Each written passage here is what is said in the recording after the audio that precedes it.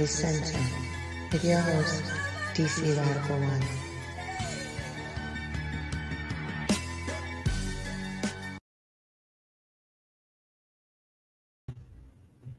One. Greetings, Black family, and welcome to On the Wake Up Radio. I am your host, DC Radical One, and you have entered the center. Shout out to our wonderful producer, Cindy Ashby. You can check us out on SoundCloud, YouTube, iTunes Podcast, Google Play, Stitcher, Spotify, and iHeartRadio on the Wake Up Radio. More important than all that, you can catch us on otwtube.com. That's otwtube.com. So interesting. Tonight's discussion made people comment on the stream before the stream even came out. Before I talk about that, well, I guess I am missing something, a thing or two. How about, there we go. And here we all right. So, next discussion. Apparently somewhat controversial because people start speaking on the discussion before the live stream even started. And two people who I don't recognize. One said, yes, I agree with the headline. One says, blame Margaret Sanger, founder of the Negro Project. Okay. First of all, BB4 Straight Black Pride to brother you got ripped off. BB4 Straight Black Pride to Sister Farnessa. Greetings to brother Jimmy. And a BB for Hodie to my good sister Najee. Tonight's discussion, I called it Swirling to Death. And this, of course, was sparked primarily by the recent case of Sade Robinson. But as we start going back, start looking at Lauren Smith Fields. I'll add that to I'll add that. Went back to Lauren Smith Fields, went back to Asia Maynard, whose case I don't even remember, and then went back to, of course, thinking about DJ Kid. I didn't even put the story up because I talked about him. And then going back to Timothy Haslett Jr. And suddenly it appears that we have a case of European male. And we also have a case from overseas, by the way. Suddenly it appears that we have a I wouldn't say epidemic, but I don't know what I would call it. A trend, that's the word I'm looking for, of Black women suffering the consequences of following the divestor ideology, whether they were openly following it or not. It's obvious that they've been influenced by it. And I guess you could really say that this kind of came to the forefront, really, with the whole scandal thing, which I think I talked about in the Sade Robinson video. And before that, it wasn't really publicly open that Black women were openly rejecting Black men completely and going off to European males, and like with malice and vitriol. Because I remember seeing on Twitter and hearing on Twitter these women, these divestors celebrating the gunning down of Black men by police and saying that they were that they were excited. They found it erotic to see European males gunning down unarmed black men. So what we're going to look at here tonight, and I was hoping to see more black women, in the audience. Maybe people come through a little later. Sometimes we have a later arriving crowd. Some sisters may be hiding because they think we're just going to eviscerate the sisters. But those who know me know. I just put it like it is. I'm pretty even keeled. I'm not a gender. I don't involve myself so much in the gender wars. I try to avoid as much as possible. I just try to deal with my truth, justice, righteousness, reciprocity. Foremost being truth, and the truth lands on who it may. So, I got one announcement. It's kind of a semi-announcement because it's kind of premature, but I'll just put it like this. I'll probably sometime in the next 2 weeks. Excuse me. Sometime in the next 2 weeks, I plan to have the details for the 10th annual Straight Black Pride Movement Convention. And that will be, when those plans are solidified, I'll let you all know. Some of you all that I know will be traveling. I will, I'll give you all a heads up of the potential plans are. So I'll do that. BB48 Straight Black Pride, the spirit, mind, character, soul. BB48 a real black gentleman. So that will be late August, as it always is, and we're working on the plans now. So I'll say that's pretty much all I can say. You know what I'm saying? When things are more in concrete, that's when I'll let you all know. And like I said, some of you all I'll let know personally before the general public. So, and also, spirit, mind, character, soul, remind me to send you this week the 2022, 23, and 24 videos from the Dr. Chancellor Williams gravesite ceremony. Because I just saw those and I was editing those. Now I want to get those to you. So that's all the announcements I have. And thanks to everybody that's been subscribing. We have a steady stream of subscribers. So we're marching ever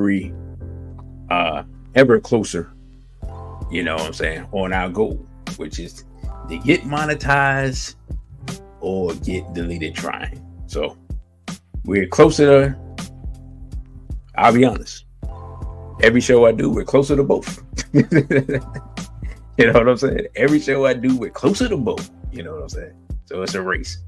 So let us start off with the first article, which is this Divestor article. So we can get at least a general understanding. This article, I agree with parts of it. Other parts I don't agree with. So I'm just going to read the parts I agree with and bypass the parts I don't. Peace and blessings, Straight Black Pride, the brother Crow. All right, so let's get into it. It says divestors are the black women in the alt-right you haven't heard of. This was written in 2022. So it says, if you consider black women to be unwavering bastions of progressive thought, I'm going to disrupt your programming. As inspiring as it can be when black women are on the liberal side of your favorite ideas, you can tell the type of person that wrote this. They are not immune to becoming part of the white nationalist propaganda machine. Divestors are what happens when alt-right meets black women. There has been a great deal of discourse about the overlap between incels and white supremacists, but divestors, black women who represent a form of gendered fascism, are one of the most recent groups to join the alt-right sphere. If this seems alarming to you, it should. Black women are not immune to fascism, and no, I'm not talking about Candace Owens. This community is far more than one person and very accessible. I want to make sure that people understand what the alt-right is, because even though it is invested in white identity, it does not have to be white people to enact it. So that's how he conflates the alt-right and the divestors. Now, I will say this. There's some of that I agree with and some of that I don't. So anyway, it says, divestors retain a set of far-right ideologies, believing that black women are burdened by the black community, specifically black men, and should divest as a form of black female empowerment. They go by a few names: divestors, black women going their own way, divested zealots, plus others. He says they present themselves as a self-help community, recruiting black women who have often experienced real trauma, encouraging black women to decenter male attention, prioritize health and self-care, and to broaden one's horizons through international travel and intentionally hypergamous relationships, often leading to the promotion of interracial relationships as a form of hypergamy. Now I'm gonna stop right there. He makes the incorrect assumption, and I know why. Well, it was two reasons. One, if you don't understand racism and white supremacy, what it is and how it works, everything you think you understand will confuse you. But it's the second part that he don't get. If you don't understand small hats, who they are and how they work, everything you thought you understood about racism and white supremacy will only confuse you even more. Now, straight black pride to Sister Nina.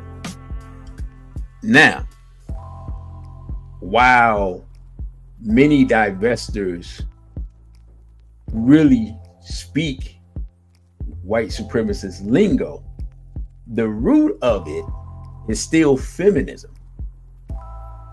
Because at the root of it, you have, like I said, black women going their own way. Now we go all the way back to the 60s with the article that y'all help me out, I'm drawing a blank. I can see a picture, but I can't. Miss CIA wrote about after Black Power, women, women's liberation. We go all the way back there. That's the root of this. It's not this new stuff. This new stuff is just a different manifestation of the same thing. You know what I'm saying? So while he points it as, while they may politically skew towards the quote unquote right, ideologically, the idea of not needing your man and the idea of hypergamy and all of that, because hypergamy is nothing but a culturated prostitution. That's what it is. You gotta stop. You just gotta start calling stuff what it is. All of that is rooted within feminism, which goes back to Bella Abzug and Gloria Steinem and all them folks, which goes back to the hats. So this is the hats reorienting black women in a way that ends up with them being in alignment with Euro males against black men and against the black community.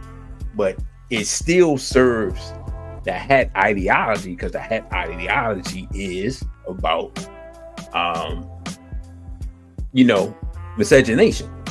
So even when they think they're doing something in one vein, it's really manifested in another, right? So again, when you don't understand the hats, you just become confused. Now, let's see, he talks about incel, so forth, so on. Says, okay, where incels have created an elaborate socio-political explanation for their failures with women, these women have also created an elaborate socio-political ideology centering on the idea that black men are worthless, and hypergamy through interracial relationships is the best form of social mobility. This is combined with the ideology that black men have abandoned and rejected them, which gives them justification for the anti-black misandry. And they are really just sharing good old, with it. A lot of times they're sharing good, he says fascism, but it's not fascism. A lot of times it's just, I see a lot of white nationalism and white supremacy. So that's that. I just wanted to read that.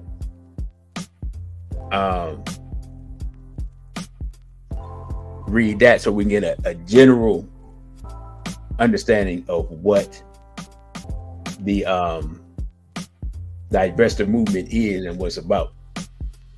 So the brothers asked, he said, why the Haslett so obsessed with mixing? Because when you are, all right, you're trying to dominate people, and the way people come together is based on their identity, and you can't identify yourself because you mixed up. We ain't got to worry about you coming together. Like, yeah, think about it. How many times have you seen videos with, like, in the last, I'll say 5 years or so, with especially black and white mixed children or young people talking about how one parent is racist, or how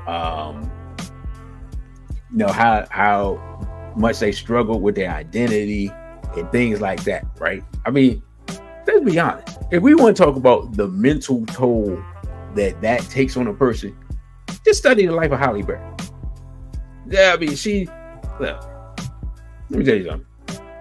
Halle Berry is the perfect example of how being confused about your identity and not knowing where you fit in and all that can really play on a person's mind and really break them down psychologically over time.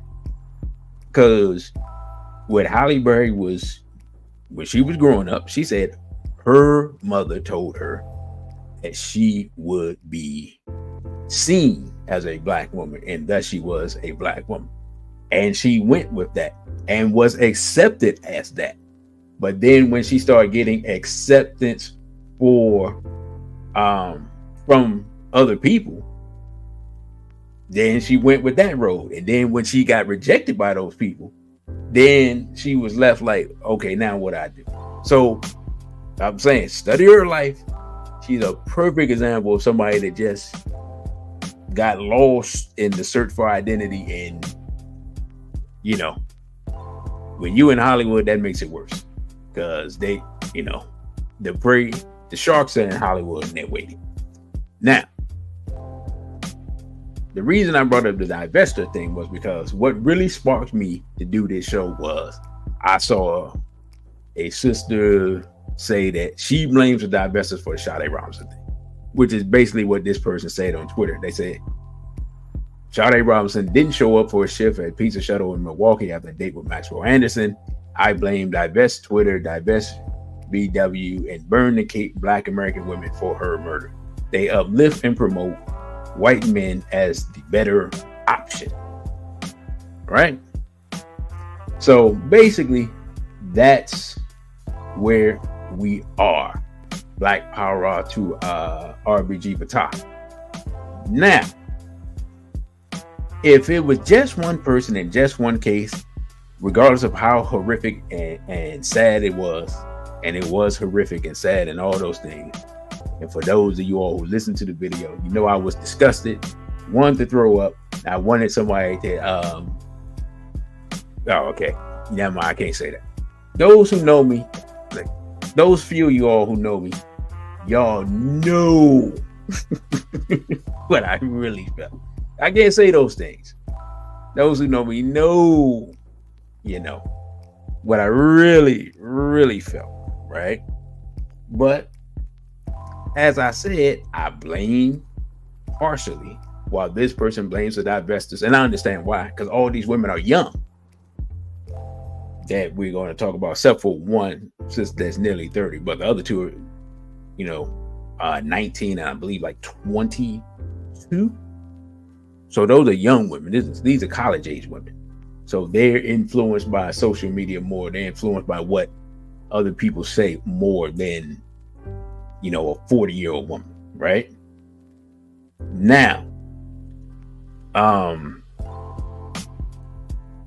if it was just that one sister, it is what it is. But we're starting to see a trend, and so that's why we're here. That's why we're going to talk about it, right? So let's go back.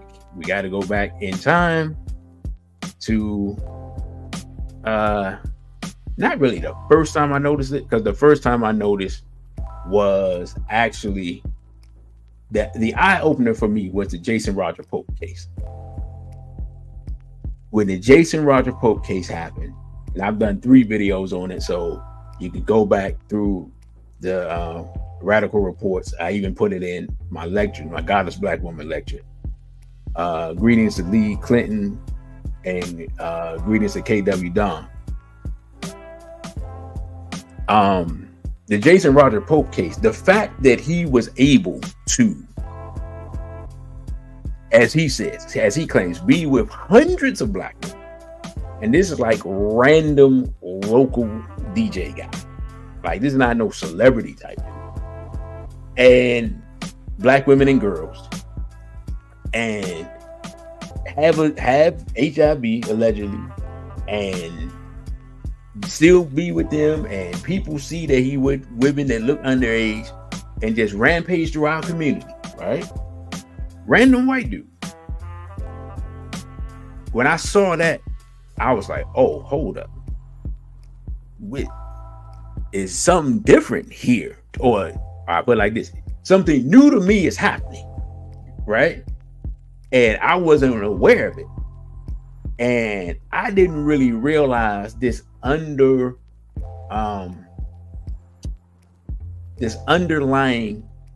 lust for Euro males amongst our women.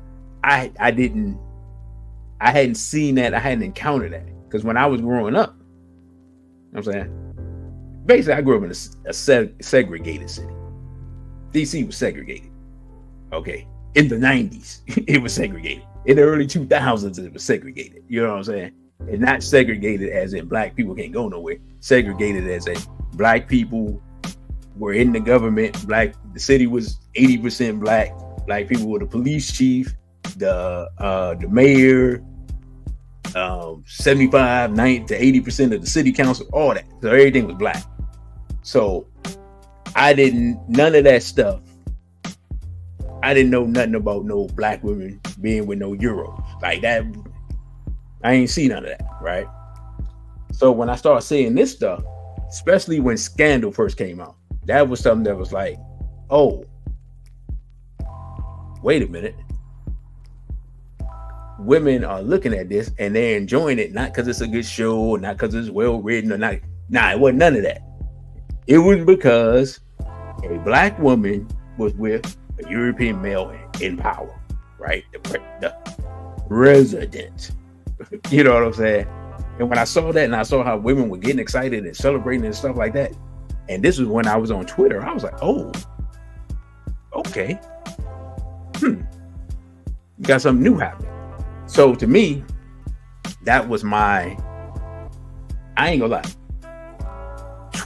old school Twitter, the Twitter from almost 15 years ago, whatever, helped me see so many of the trends and things that were happening in our community that I would have never seen out in the real world, because people were expressing themselves in a way that, short of some alcohol being poured, people wouldn't normally say, right? So now let's go back to this case that I covered back then. Connecticut police probe death of Lauren Smith Fields, found deceased after a date in December. Now this is from 2022, January 2022. So this is almost 3 years ago, right? Says police in Bridgeport, Connecticut have opened a criminal investigation into the death of Lawrence Smith Fields after weeks of criticism over the department's handling of the case. The 23-year-old Black woman was found deceased in her apartment in mid-December, shortly after meeting a man from a dating app. Members of her family have accused the police department of failing to notify them of her passing and mishandling the subsequent investigation, and intend to sue over what their attorney described as racially insensitive handling of the case. The Connecticut office of the chief medical examiner on Monday ruled Smith Fields' passing as an accident resulting from an overdose of fentanyl combined with prescription medication and alcohol, according to a police statement. It said the Bridgeport Police Narcotics and Vice Division have opened a criminal investigation and will be assisted by the U.S. DEA. The Bridgeport Police Department continues to treat the untimely passing of Lawrence Smith Fields as an active investigation, as we are now refocusing our attention and efforts to the factors that led to her untimely demise. The family's attorney, Darnell Crossland, said on Twitter that the medical examiner's findings had left them with more questions than answers. Said, "I've never seen a medical examiner conclude a mixer of drugs as an accident without knowing who provided the drugs or how it was ingested. Lauren didn't use drugs." Now, this is her, right? 22 years old.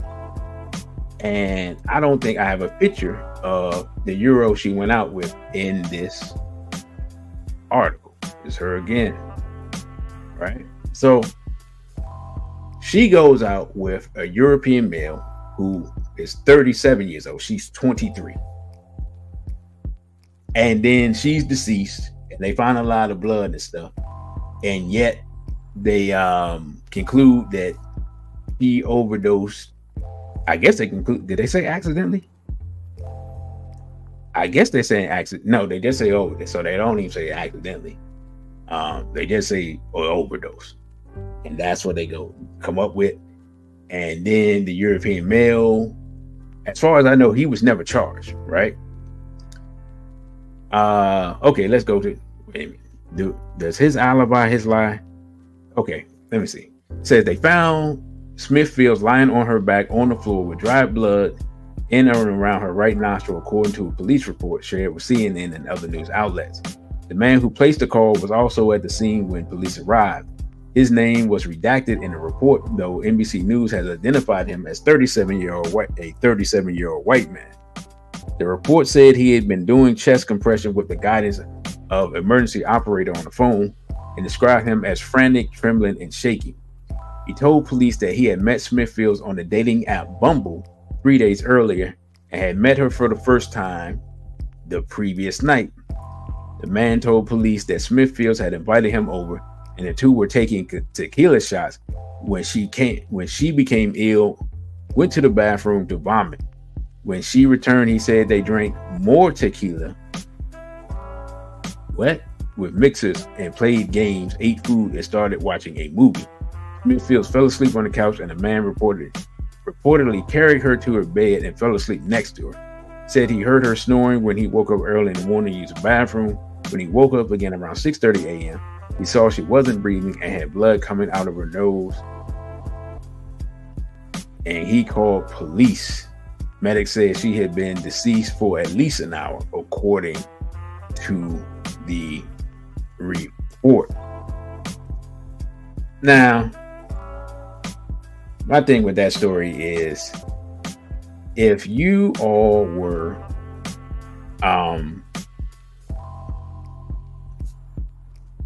hanging out, Netflix and chilling, and then you were, drinking, and then the person becomes ill. Now, y'all tell me, because I'm not a big alcohol drinker. Have y'all ever known anybody to get sick, vomit, and then say, you know what? Now that I vomited, let's have some more alcohol. I'm just saying, when I used to be around people and they would get so, inebriated that their body felt the need to purge their system. I don't know any people that's like, wow, all right, now that I'm done with that, pass the Cavassier, right? Again, I could just be tripping, but I don't think so. So that's basically the gist of that case. I felt like at the very minimum, the barest minimum we have, that case was suspicious, right? And again, I covered all this back in, around the time it happened. And I just wanted us to a reminder of that case, because as we move forward, things are going to start they're going to start sounding familiar. And it's going to kind of sound like we repeating ourselves, right? So he met it. Now, y'all tell me, because I can't remember. I'm going to be honest, I can't remember. Bumble, is that the one of these, like, you got Bumble, Tinder, Hinge, like one of these is just a hookup, or maybe 2 out of 3, or maybe all of them. I don't know. Like, I know one of them is basically a hookup app. I know one is supposed to be an app where the women choose the men, and I think, is that Bumble where the women choose the men?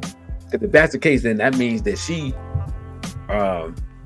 Lauren Smith Fields, picked this Euro, which was the last mistake she made, right? So if that's the case, then that means that more than likely, because she's 22, 23, and he was 37, she was, in essence, she was, whether she called herself that or not, she was following the divestor ideology. Find a European, that's older, that you think is established, you know what I'm saying, and all this and that, and try to get with him so you can advance yourself economically. I would just say, you say Tinder's the hookup site. Okay, Tinder's the hookup site. Okay. I think Bumble's the one where the women choose, I think, but don't quote me, because I get confused with all that stuff. But anyway, she was enacting that ideology, and we see what the outcome is. The outcome is erasure from the planet. And the last person you were seen with no charges being lodged against them. And so I know what sisters are going to say. They're going to say, well, if she was with a black man, the same thing could have happened. False. Number one, let's just be honest. I'm going to speak for black men. I'm going to speak for the straight black men.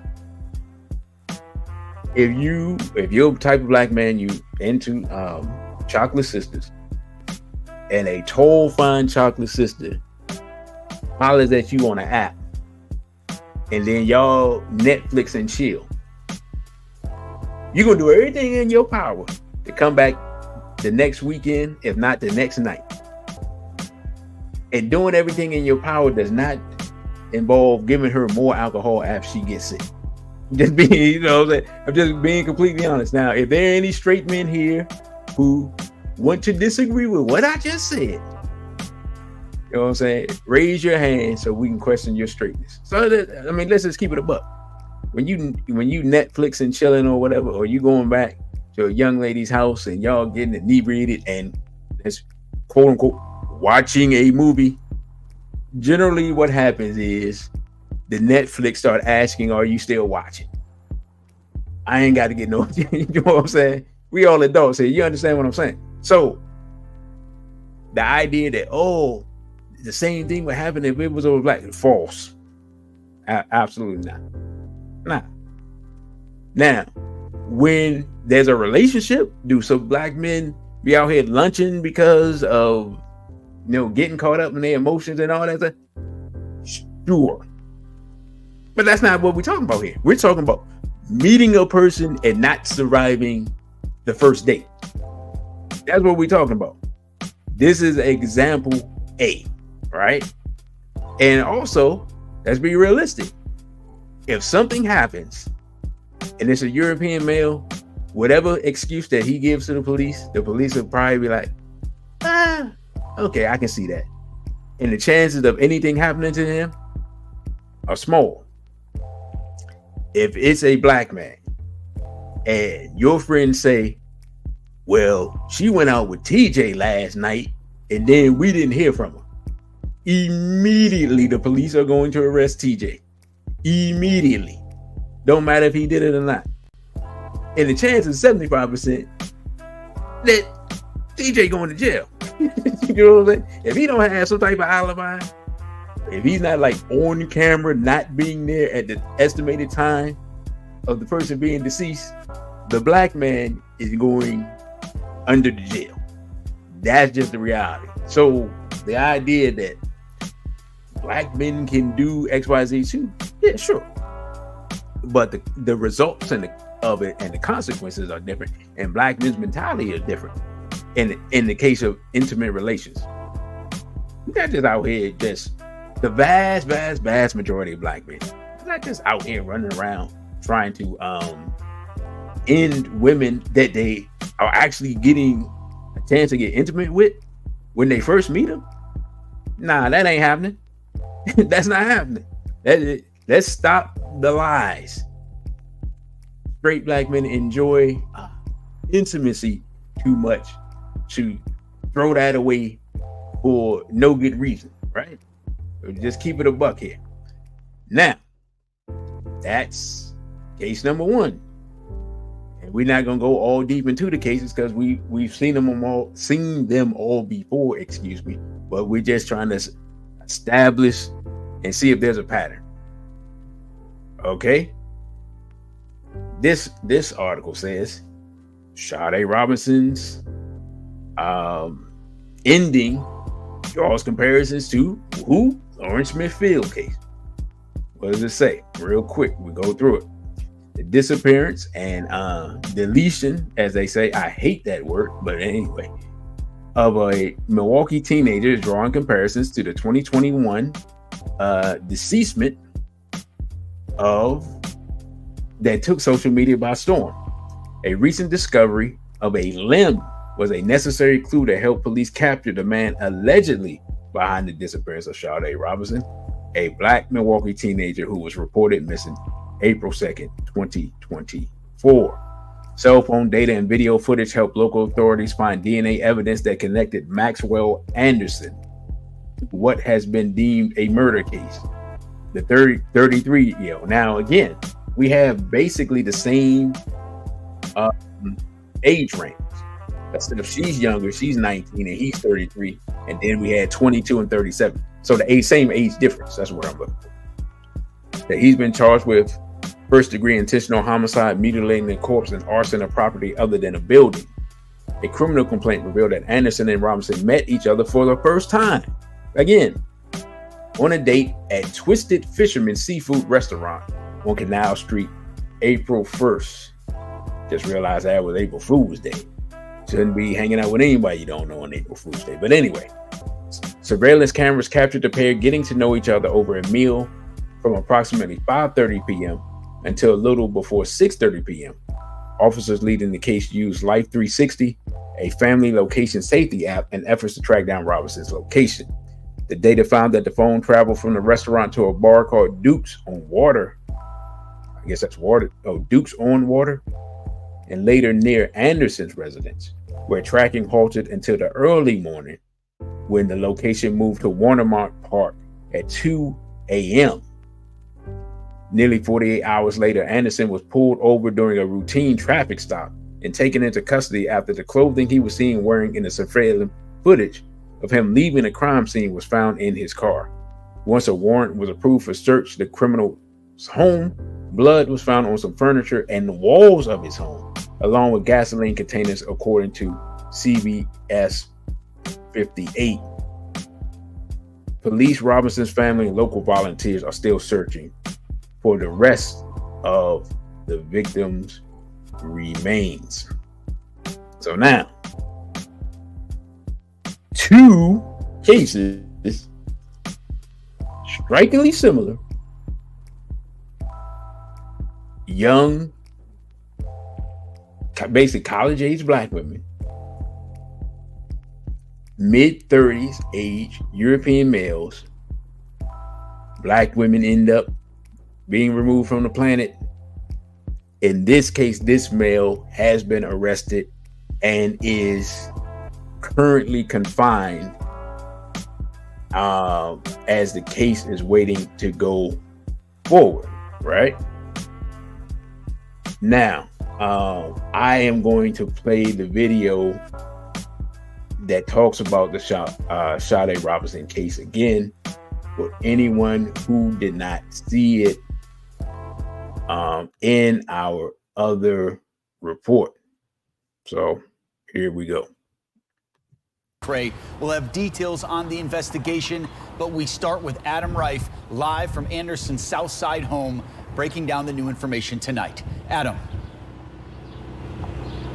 And this home is where prosecutors say Maxwell Anderson killed Sade Robinson after the two went on a date last Monday. A few blocks away is where Anderson was taken into custody a few days later. In moments, you will see new video of that arrest in progress. Now, this case is bringing into light the story that has simmered in the shadows for days. While a concerned family was looking for a missing woman, body parts were turning up all across the city of Milwaukee. And now we have more information on why. Sick son of a hurt my baby. Sheena Scarborough did not hold back. Sick son of a gonna pay. Her hatred for Maxwell Anderson was evident from the moment her daughter's alleged killer walked into the courtroom.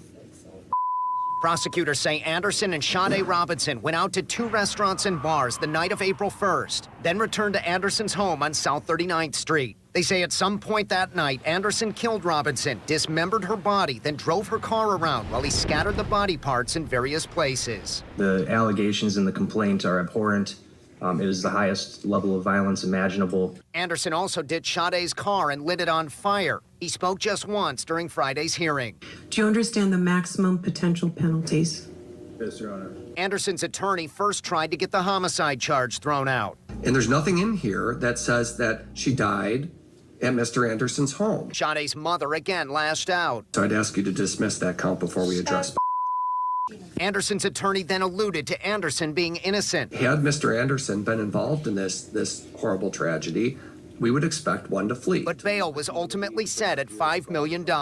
Sade's family had been searching for her ever since her disappearance. Authorities used phone records, surveillance video, and home security video to close in on Anderson. He was arrested Thursday, April 4th. Friday brought some answers for the family, but also more questions.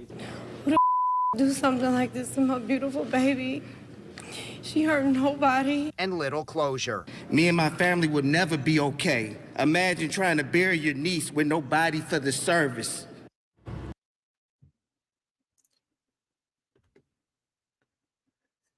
Now, I'm going to say now what I said then. I'm going to just be completely honest. I don't know what sisters are looking at with these weirdo looking, creepy, dirty, dingy looking Euro males. I mean, this is not exactly James Bond out here. You know what I'm saying? I'm just keeping it honest. It's not no suave debonair dude in a tuxedo, pushing that Aston Martin, what I'm saying, just macking on our women and carrying them off. So that's what's even more crazy. I'm like, how you think this bottom shelf Brad is a step up? So that aspect of it, again, is there some self-hatred involved? Absolutely. I mean, we already know we hate ourselves. We don't have to debate. That's non-debatable. There's an epidemic of self-hatred in the Black community. That's part of the reason why Straight Black Pride exists. to counter the menticide that's in our people, right? So, but I'm just saying, when I see what, because it's just like, let's keep it 100. We can keep it all the way real. It's just like when I used to see these, like it used to blow my mind to see in shape dudes, like not regular brothers, in shape dudes with big fat nasty looking Euro females, and I'm like, bruh, you know what I'm saying? Unless you're her fitness trainer, what is happening right here? I never forget. I was in Atlanta a few years ago in a hotel. You know how the hotel has, the free breakfast or whatever, and everybody comes down, and I'm down there, scrounging, looking for something I can eat, and this is like middle-aged European female there, and then there's this so she probably was in her 40s, but it's like the rough 40s, like like the 40s where life been hard. Like she was in them 40s, and a brother comes over. He looked like he's in his mid 20s, and he comes up to her, and like she calls him over, and he talking to her, and she's like, what do you want, and this and that, and making this plate, and I'm just sitting here looking, and I'm just observing, right, and I'm trying to figure out, okay, what's happening here. But then it becomes obvious these two people are together. You know what I'm saying? Now, mind you, this is in Atlanta with all black people and black women everywhere, and I know there's some black people that look like women that ain't women there as well. I understand that it's Atlanta, but with all that going on, this dude is with somebody that looked like they were old enough to be his mother, not because she was old enough to be his mother, but because life was hard. And so it's not in that aspect, it's not a gender thing of one gender always picks up the garbage from another race. Both genders, when they step out, tend to pick up the garbage from other races, right? There's no the only competition is who can do the worst, right? You can go all the way up to Serena Williams. People are like, oh, well, that dude had money. Not compared to Serena Williams, he didn't have money, right? He had money compared to me and you.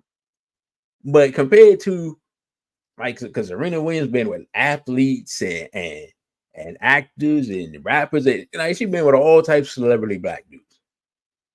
You know what I'm saying? And could have been with even more. But she ended up with some dude that, you know what I'm saying, look like average Joe with some bread, but not so much bread that it meant anything to her. But hey, that's part of the psychology of self-hatred, right? Now, that was the Sade Robinson situation. So what is the next one? Okay, so this is one that I hadn't even heard of. I missed it when it happened, but this is from 2 years ago. Asia Maynard is the latest black woman to mysteriously leave the planet. All right, let's check this out. And of course, they start with the famous Malcolm X quote that is just overused and taken out of context, but we'll read it anyway because y'all know I love Malcolm. It says the most disrespected person in America is the black woman. The most unprotected person in America is the black woman. The most neglected woman in America is the black woman. Now, that was 1962. Now, I'm going to piss some people off. And I don't even know if I can say that on YouTube, but I already said it.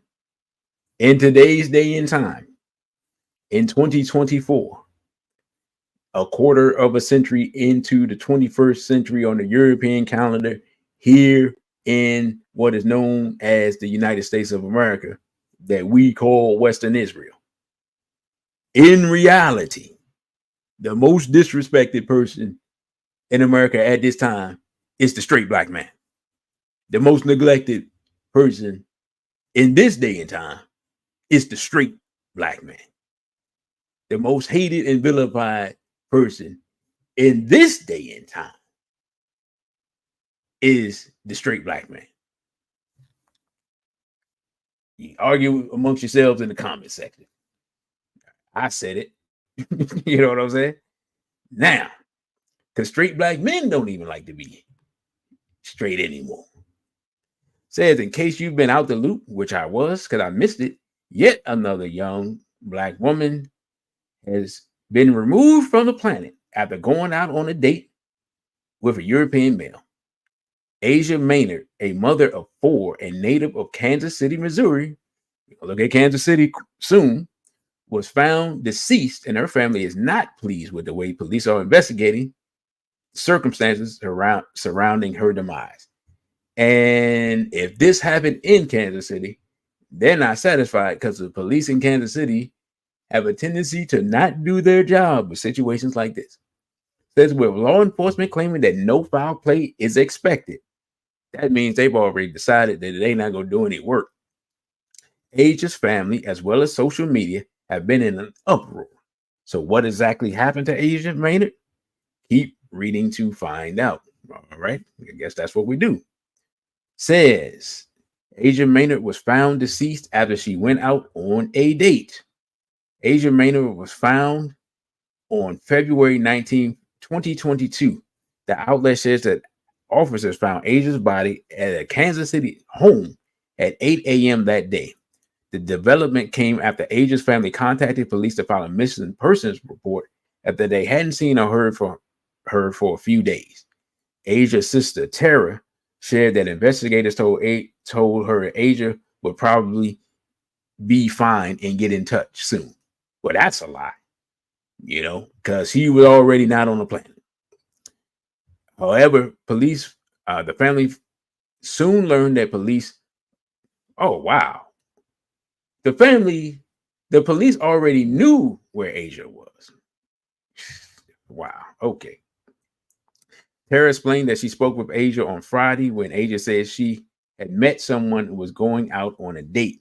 She called me Friday at 10:30 or 11 and said, "Hey, I met a new friend. I'm going out on a date. I'll come by tomorrow." Unfortunately, Tara and the rest of her family never heard from Asia after the date. Saturday morning, they found my sister deceased. To make matters worse, Tara said the officers claimed no foul play is suspected at this time, and because of that, no further investigation is warranted. Now, hold up. Wait, what? No. All right. So, a 29-year-old healthy female is found deceased and no foul play is expected. How do they think that people... what possible explanation for natural causes are there for someone who's under 30 and healthy? Y'all done let me get all into the weeds without turning the music back on. I done forgot about the music. I mean, what are...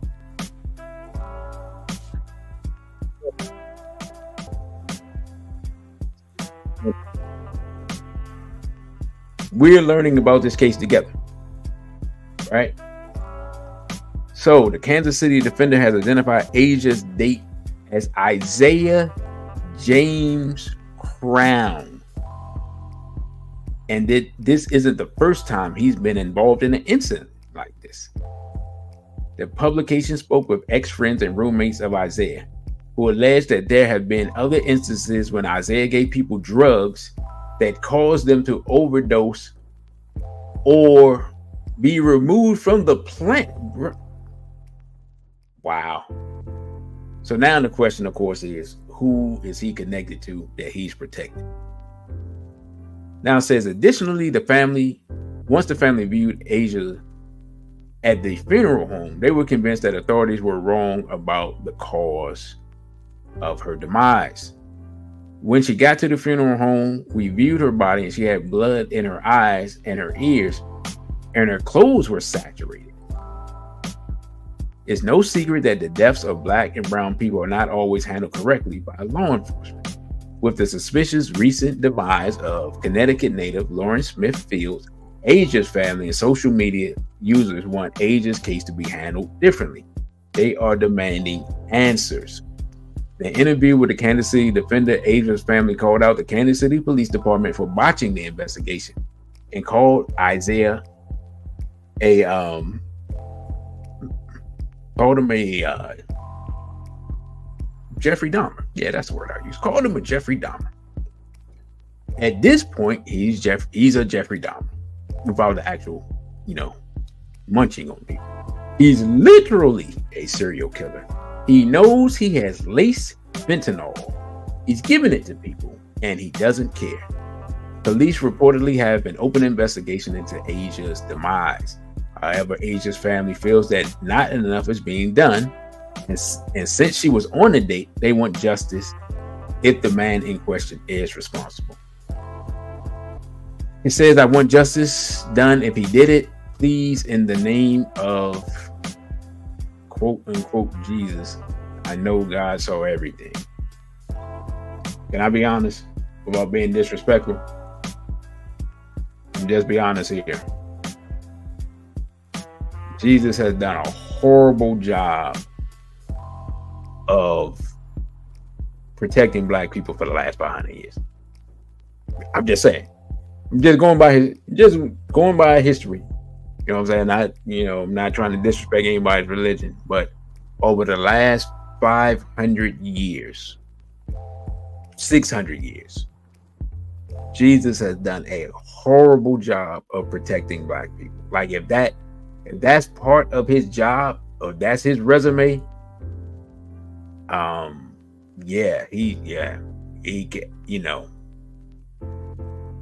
he can't sign up for law enforcement or security. That's all I'm saying. Now, it says as of now, the case is considered a investigation into being deceased and not a homicide. So, 3 cases, 3 young, under 30 black women, 3 of them going out with European males, 3 of them, that's the last thing that they did. I'm just saying, if we are looking at it, we're coming close to a pattern, right? But let me see, what's our next article? Okay, that's the Asia case. I don't think I have a video for her case. I do not. All right. So next, we're going to go to another case tangentially related because it's also in Kansas City.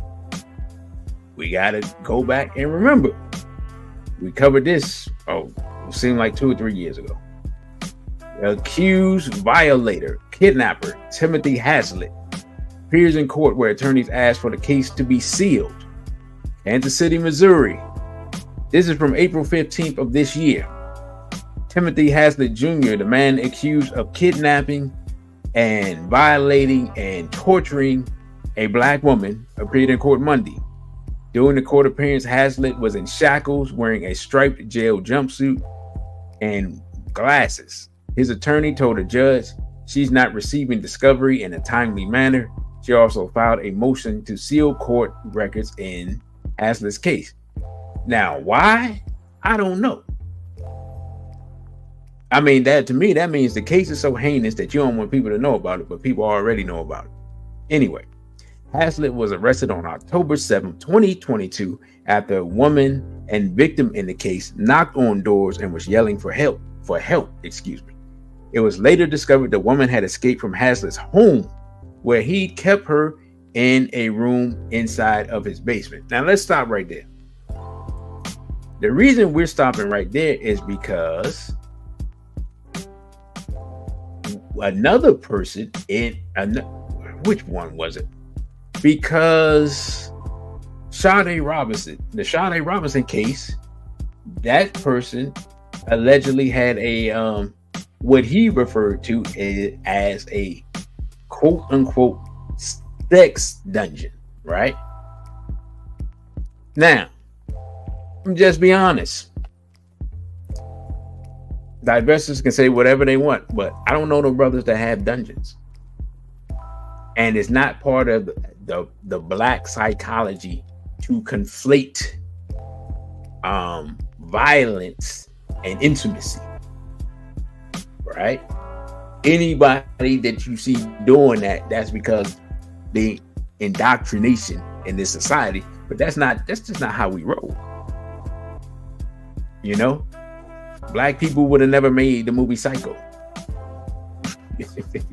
You see what I'm saying? Because when you say, hey, a dude got a motel that he owned and women be coming to there, that movie's going to be it's not going to be about violence. It's going to be you know, y'all know what I'm saying.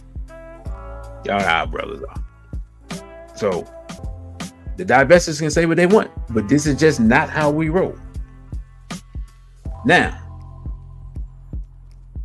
says the woman who was found wearing a trash bag, a metal collar with a padlock, and duct tape around her neck managed to escape while Haslett took his child to school. Stop right there. This man has kidnapped a woman, kept her in the dungeon, tortured her, and violated her while his children are in the house. Says Haslett is charged with 9 felonies for his crimes. His next court appearance is May 15th, where discovery will be discussed. Like, at this point, and this is why we need a national race first organization, because we need people there to put pressure on the justice system every step of the way, to show up for this case every step of the way, to make sure this person is that he's prosecuted to the furthest extent of the law. And then when that's done, we need to talk to our people on the inside and have them welcome these type of gentlemen to the friendly confines of incarceration. Y'all understand what I'm saying? Because if these are the type of activities that you're into, oh, well, you know, we got people who are inside who they like to get down like that too. You know what I'm saying? Like, oh, this is how you like to get down? Like, that's the type of system that we have to have in place for these type of situations. Greetings to Sister Amara. Always good to see you. We have, because the savagery and barbarity is to the point where just people being incarcerated is just not good enough anymore. And since we have plenty of people who are incarcerated, we have to set up some type of system where when you do heinous crimes to children or heinous crimes to our women, but you do get incarcerated, we have to have a welcoming committee for it, where they just welcome you to the friendly confines of incarceration. And that's all I can say. Because when you start, you know, chaining people up in your basement and chopping them up and you know, torturing and brutalizing our women, because look, as men, this is what we don't understand, right?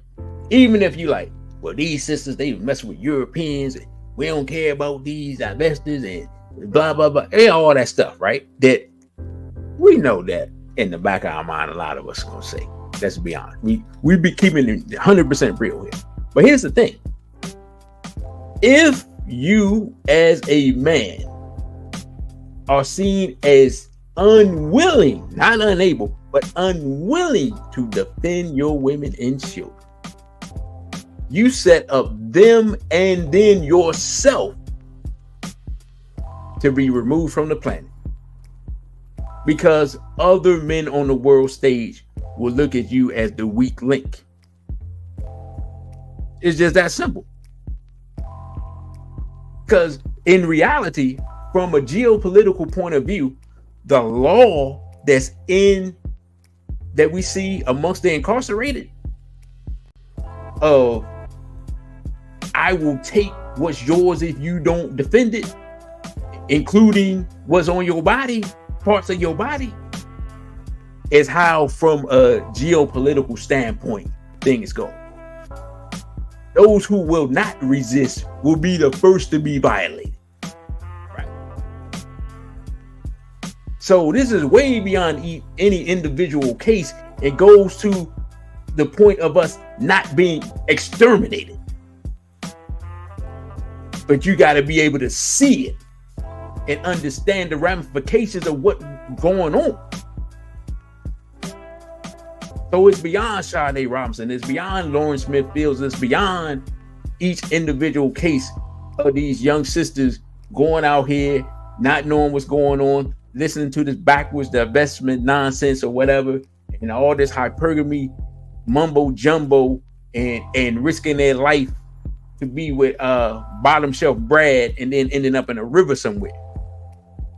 It's bigger than that. Because if it wasn't, I wouldn't even waste time talking about it. Right? Now, for those who don't remember the Timothy Haslett thing, because it's been a while, and one thing I'm noticing more and more is that cases like these seem like they get strung out so long till we forget about them, because the Jason Roger Pope case seemed like it went on for 4 years. Because that was before the pandemic, and then that just finally got adjudicated I think last year.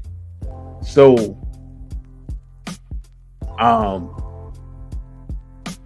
we're gonna bring up this clip as a reminder of who he is and what he's done and what he's suspected of, because there's some other stuff that he's suspected of that he's not even on trial for yet.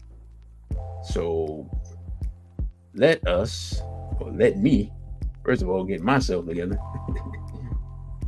And then we're going to watch this clip on Timothy Haslett Jr. Woman pulled from the Missouri River is speaking with Fox 4, saying they believe she was more than a witness in a kidnapping and rape case out of Clay County. The suspect in this case is Timothy Haslett. He's charged with several felonies after a woman escaped from his house. Prosecutors say she'd been kidnapped and bound and held there.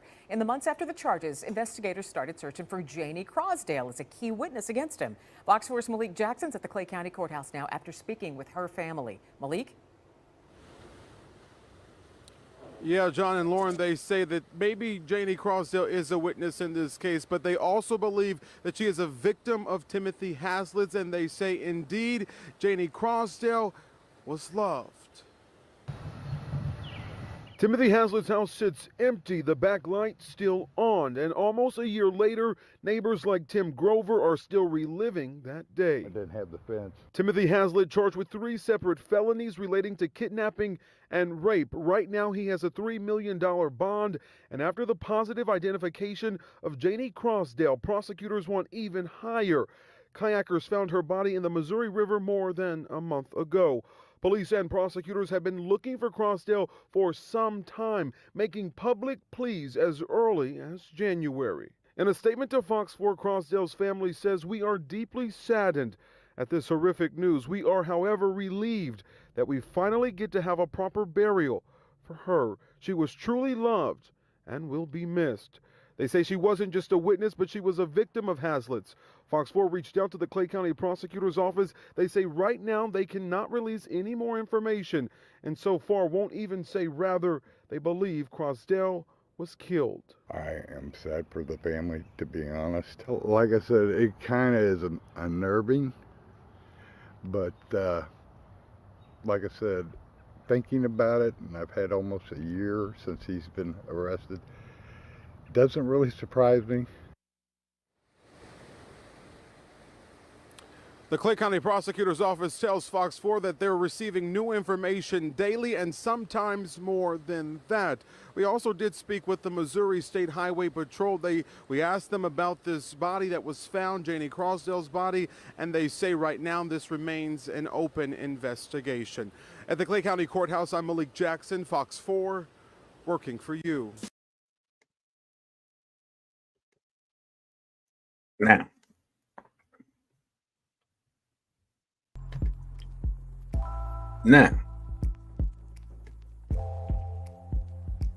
as we see,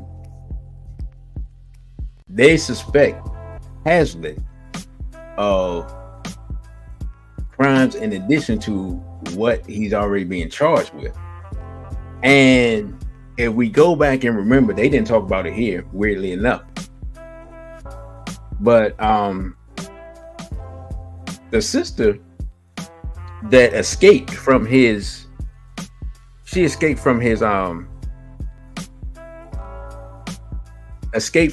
dungeon, right?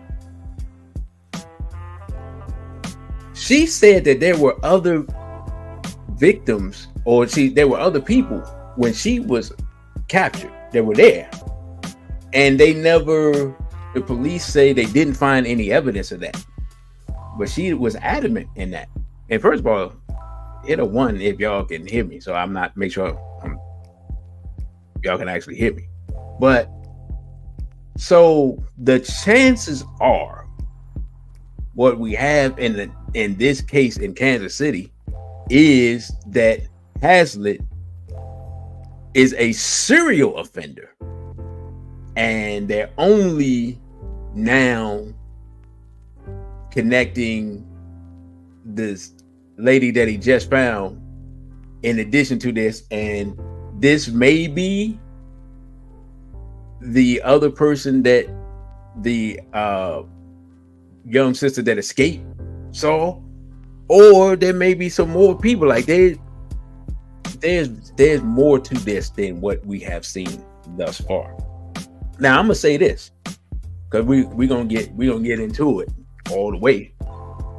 Have we noticed that most of the sisters that we have shown have been darker skinned sisters? Like if we break out the paper bag test, everybody falls on the darker side of the paper bag. We're gonna keep it 100 here. We're gonna be real. Let's tell the truth and shame Urugu. Right? Our people who are darker, both black men and black women, but especially black women, catch hell in our communities when they're young. Okay? Stop me if I'm lying. And when you have a community where you have a lack of fathers and you don't get that, to have that reinforcement with a sister that she is beautiful, that she is valuable, and that she is desirable, and then you have the self-hatred from the community that gets passed down, whether it's from black men or even from other women, because women are competitive with each other. And let's be honest, sisters will tear down each other, right? But we don't talk about that. I mean, if we want to go really deep into it, in this day and time with so many single women will down their own daughters or younger relatives because they're still in competition, because they are fishing in the same pool of men, right? That goes on in our community, but that's something we don't talk about, which is, I believe, one of the reasons why so many black women give so many other black women horrible dating advice and stuff that don't make sense, because they sabotage them, even if it's subconscious, right? But if we're being honest, especially when we're young, black people say some of the nastiest, vilest, self-hatingest, filthiest things to each other when we're children. And then when the people grow up and they hate themselves, we're like, I wonder why he hates himself. I wonder why she hates herself. Right? everybody doesn't get over that. Everybody doesn't bounce back from that. Everybody doesn't have the self-esteem that comes from their family, that they don't even remember that stuff when they get older. Because, you know, everybody, if we're being honest, we used to call it joning. Everybody get joned on. Everybody. I don't know nobody that didn't get joned on when I was young, except for one of my cousins who looked like El DeBarge. He didn't get joned on. He got all the women. Everybody else got joned on. Right? Just being completely honest. And being honest, when I was growing up, now I knew I grew up back in ancient times for the young people, but still, darker people, men and women, caught hell. And I'm just gonna be honest, when you see a darker sister and she don't want to rock her own hair and she putting on 18 pounds of makeup and all this and that, that is not a person with high self-esteem. I don't care what nobody says. I'm not all gonna argue with you. Argue with the comment section. These are the signs of self-hatred, right? And this stuff manifests. And I'm gonna show you how it manifests. And this is not among sisters. I'm gonna bring up a Negro who we look at and be like, oh my God, these are self-hating Negro. Terrell Owens talked about how when he was young, black women didn't like him, and that he was skinny, and he was goofy looking, and he was awkward. And so when he first started getting attention, it was from European females. And since that's the attention he got, that's the attention he took. Now, what's funny is I heard Dennis Rodman say that, like, literally the same thing, like they're reading from a script. But what I realized is, are these dudes coons? Absolutely.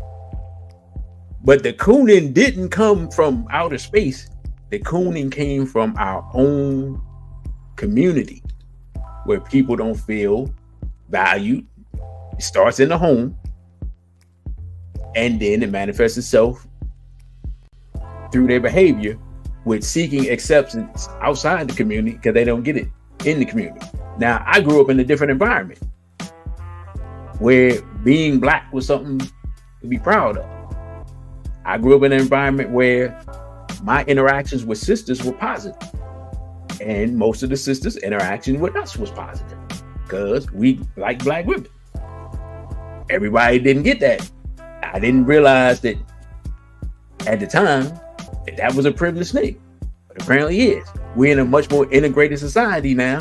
And when you're in an integrated society, what happens is it's very hard as a black person to keep your identity. And that's why that's the most dangerous part about the integration, because it happens and you don't see it. And it just gradually takes over. And before you know it, you're looking at your children and wondering why they don't want to be black. Because you like, well, I like being black when my children don't like being black. But what do you see on TV? You see black people pretty much, let's just be honest, be on TV acting like monkeys. And to some degree, white people be acting somewhat dignified. And if you're a young person, you're like, which one of these groups of people do I want to be like?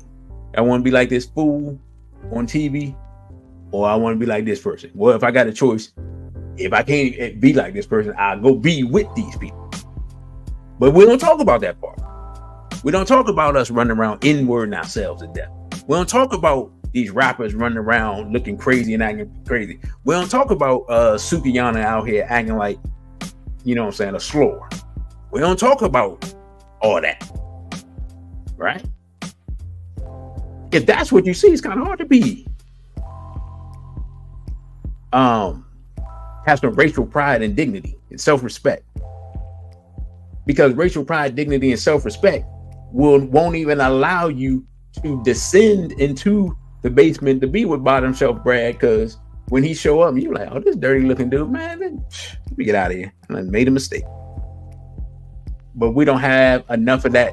Self-esteem isn't built up enough in our sisters. And let's be honest, as black men, we keep it a buck. Whose job is it to validate the features and the beauty of black women. That's a black man's job. Not nobody else's job. It's not gonna fall out the sky. We can say, oh, well, it's black women's job. Well, yeah, okay, they already do that. But it's the black man's job. Whether it's the black father, the black uncle, the black cousin, the black brother, the black neighbor, the first boyfriend, the dude in school that like her, that she don't even like them. It don't even matter. It's our job to psychologically protect our women from self-hatred to the best of our ability. Does that mean that it's always going to work in an environment where we are psychologically attacked every day? No. But a lot of dudes don't even want to put forth any effort. And it takes nothing but to tell a sister, you look nice today. Hey, sister, you got some beautiful skin. You know how many dark-skinned sisters I told they got beautiful skin, and they look at me like I can tell as soon as I say they never heard that before. They don't even know what to do. They blushing. They smiling from ear to ear. They were just looking like they wanted to smack somebody before I said it. You know what I'm saying? They tearing up. They looking at you like, is this candid camera? I mean, you know what I'm saying? Like all types of reactions. Because they never hear. Sisters that don't pass the paper bag test unless they're exceptionally beautiful. They never hear that. I can tell from the reactions. Which means literally when I meet these people and they're in their mid-20s and 30s and whatnot, no one has ever told them that before. So I can't say, well, black men are no, we're not. Or else this wouldn't happen. Or else it wouldn't be the first time. They would be like, yeah, I know. I'd be like, oh, well, excuse me then. My bad. But that I never have to worry about that. Like I said, the sister has to be exceptionally beautiful if she's darker than a paper bag for her to react like that. And it's never happened. So I already know how they getting treated. You see what I'm saying? And I'm just talking about a basic, a lot of times for me, it's an observation. Not even a compliment. It's an observation. I am stating what I am observing. Right? So now, here's the thing. This menticide is not just limited to here in America. This is the thing. We so much get caught up in the thinking that our condition here is just because we're here.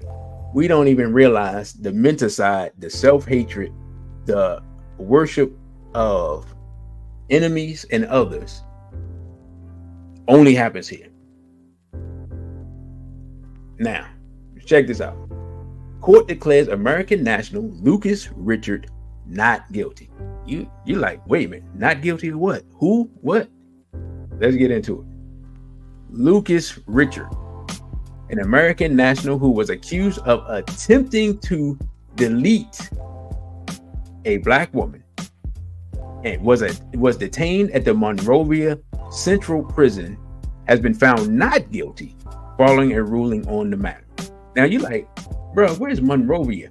Monrovia is in Liberia, West Africa.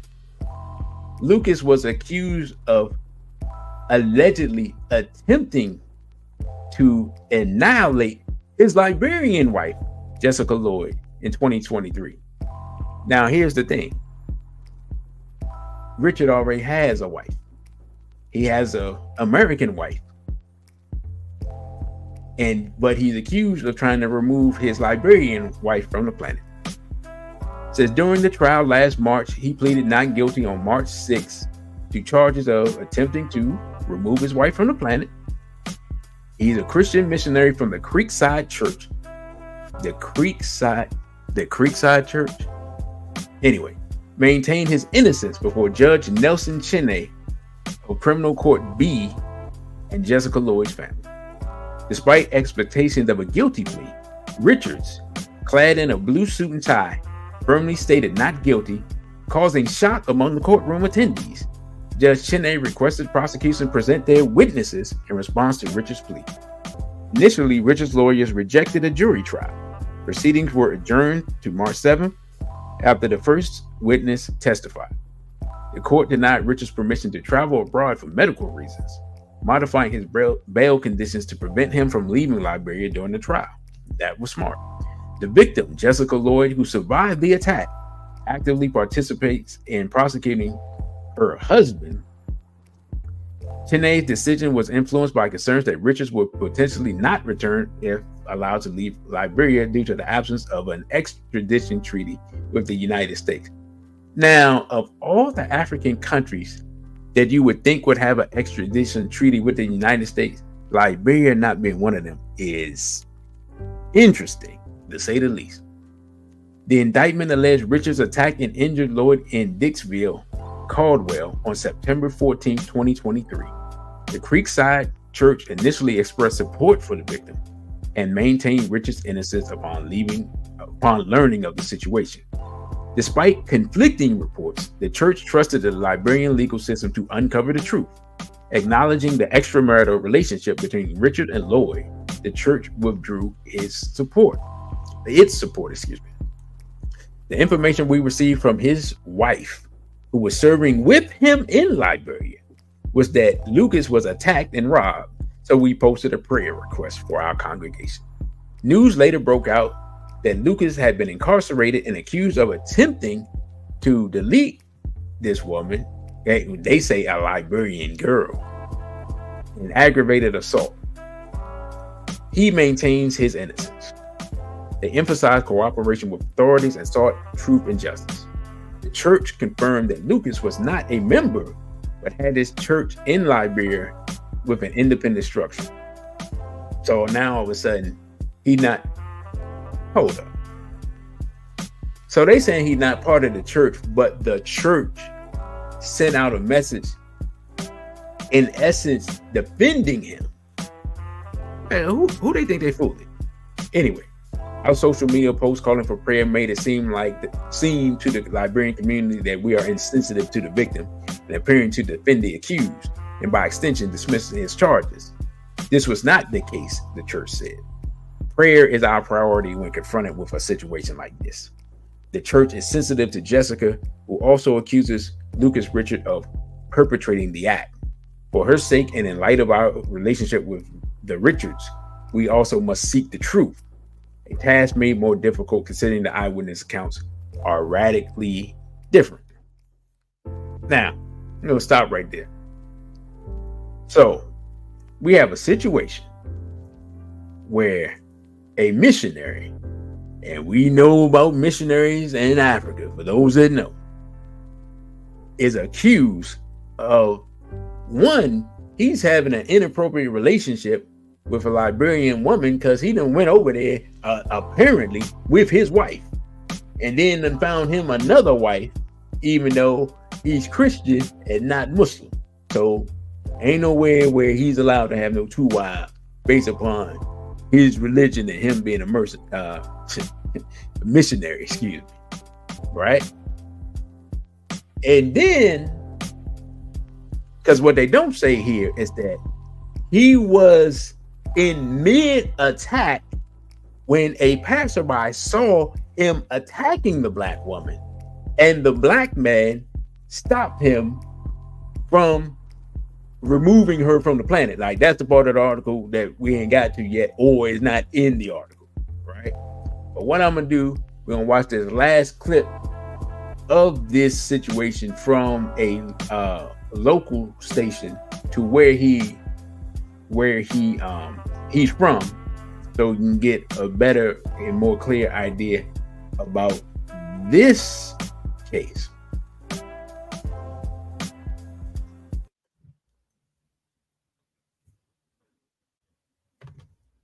Story this evening, an Arnaville man has been arrested and charged with attempted murder while on a missionary trip in Liberia. The victim, a Liberian woman, says the suspect tried to kill her by slitting her throat. News 10's Jasmine Dean has been following this story and brings us details surrounding his arrest. Jasmine.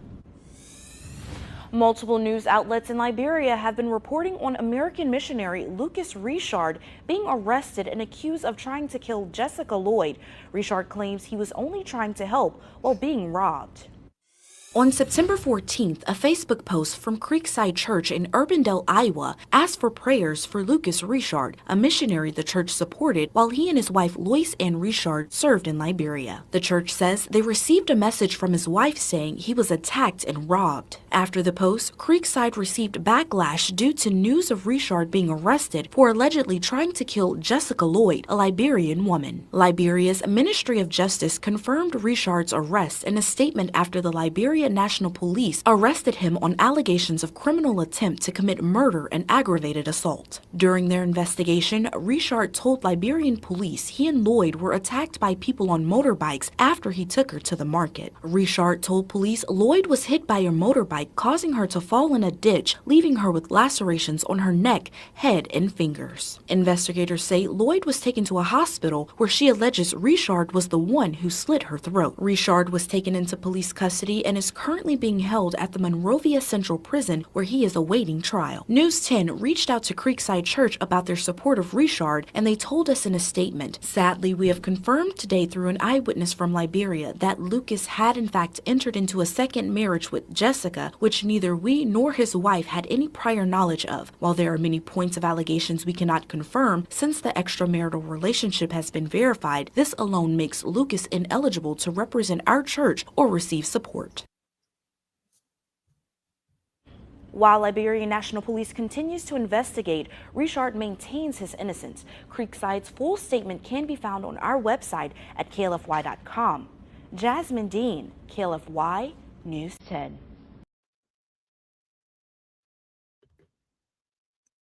Now,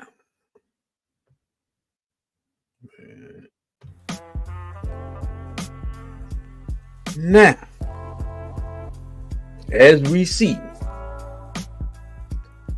we are not limited, or this phenomenon, I should say, is not limited to here in America.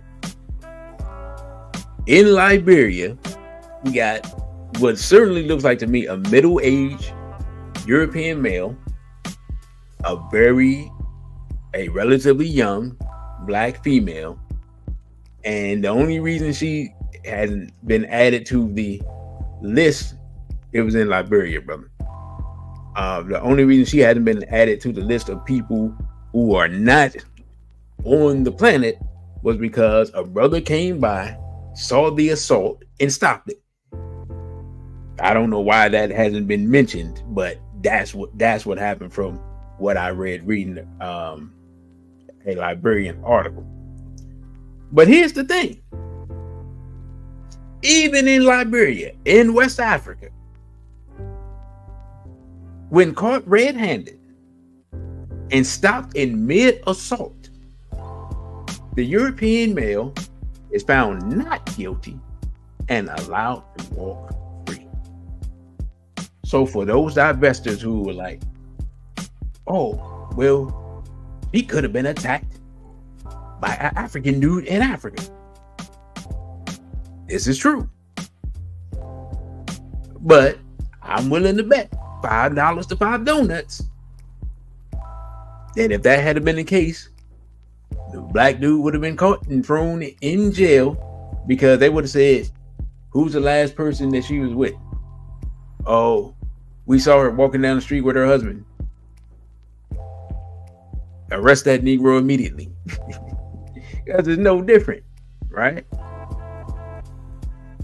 So the reality of the situation is that this phenomenon of black women running around with bottom shelf bread, young black women getting with, middle-aged or older European males, just being completely honest, from what we see here, the preponderance of the evidence states that you're risking your life. And I mean, somebody has to tell the truth and put it on the table, because nobody is certainly not the divestors, certainly not the European males, certainly not the small hat media, and probably only a few people here on social media land are going to tell the truth about what the situation is. And let's just be completely honest here. No one values black people. Hate to be the bearer of bad news. European males don't value black women. European females don't value black women. Asian males, Asian females, Indian, Arab, small hat, Native American, Hispanic, right? None of these people value black people. Just because you're engaging in intimacy with these people does not mean anything, because let's be honest, some Europeans have been known to engage in intimacy with their pets. That means that you engaging with intimacy with them puts you on the level at best as a pet. Somebody got to tell you. And I pretty much have volunteered to tell the truth. That's my job. As I always say, to speak to warn the wicked man from his wicked ways to save his life. Those who don't heed the warning will end up dying in their own iniquity. But I can't blame those who don't know if I have not given the warning. The African proverb says, give the warning, some will survive. And we're in the time of genocide. We're not, and I was supposed to do a radical thought on this. We're not in the time of oppression. So a lot of our people, you got caught fighting the last battle. We think we got to fight against this oppression. This oppression is bad. This oppression. And am I saying black people aren't oppressed, suppressed, depressed, and made the weakest?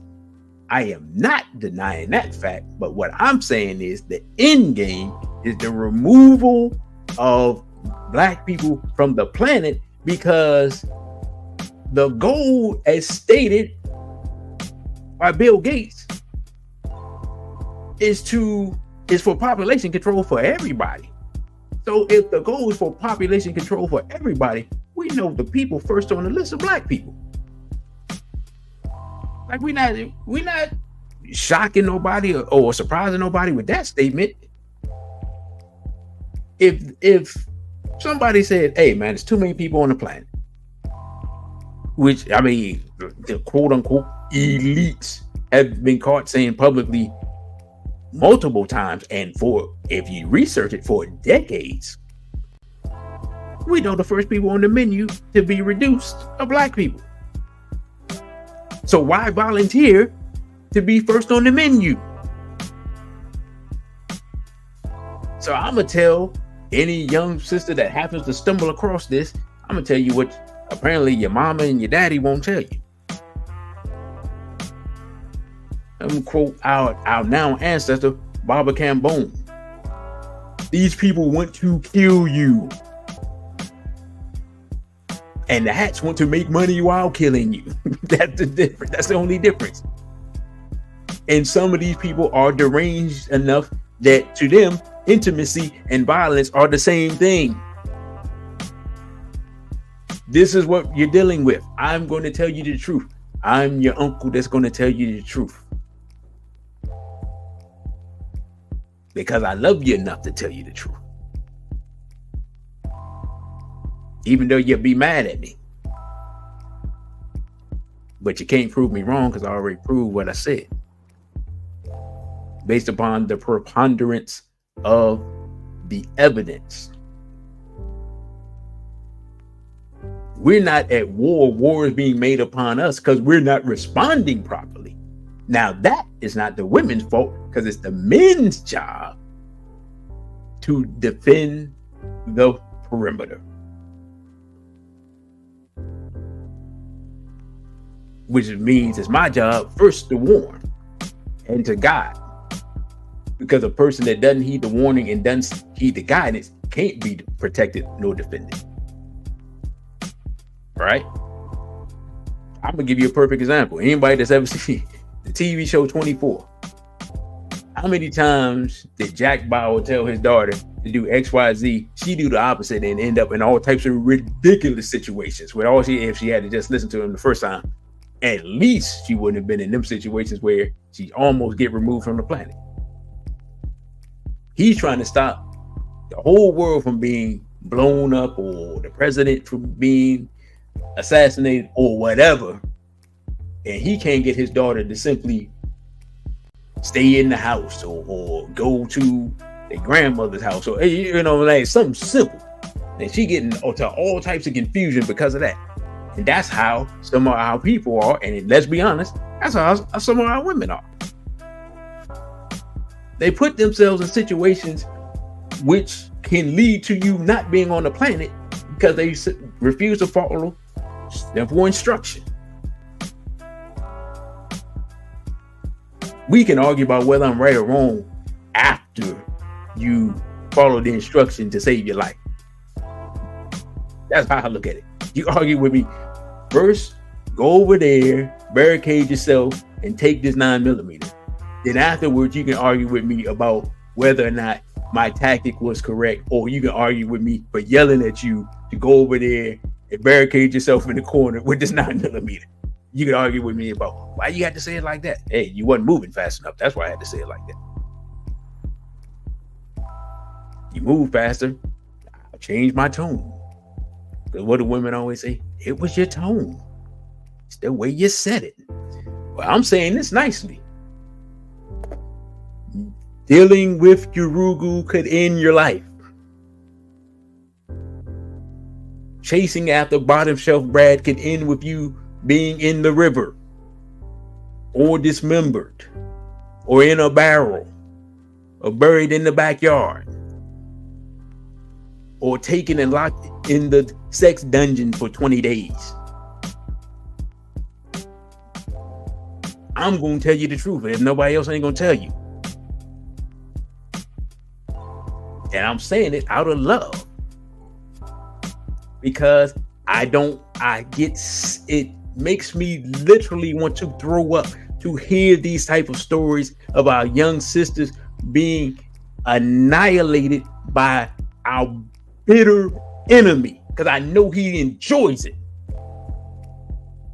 And there's nothing I can do to him that will make up for what he did to you. Even if I had the resources to do what I would so thoroughly enjoy doing, it wouldn't bring you back. It wouldn't heal the pain of your mother losing you, and your father, and your little sister, and your older brother, and whoever else. It wouldn't stop them from having to have a funeral and thinking about what you could have been and what you could have accomplished. The life of our people is too precious for us to put ourselves in the crosshairs of our enemies voluntarily. In some type of way, somebody's got to tell them that, because apparently ain't nobody in their house or whatever is telling them.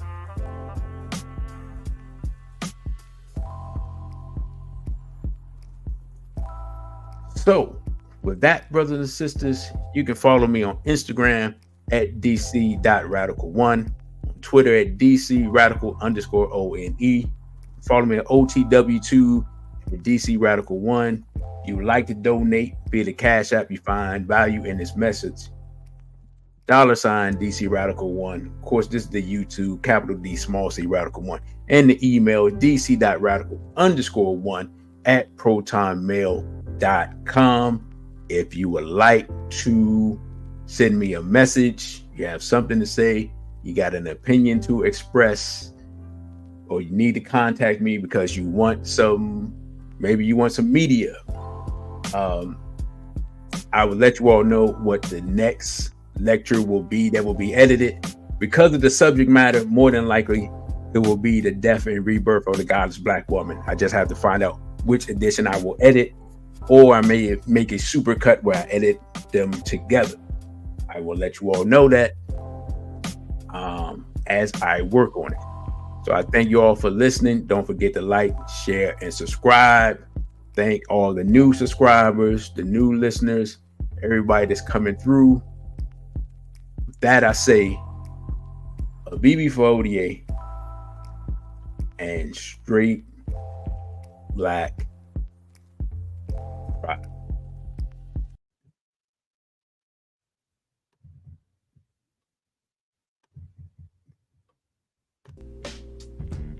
Thank you for watching this video. Don't forget to like, share, and subscribe. Also follow us on our other social media platforms. On Instagram, we're at dc.radical1. On Twitter, we're at dc_radical_one. And the Cash App is $DC_Radical1. Again, thank you for subscribing.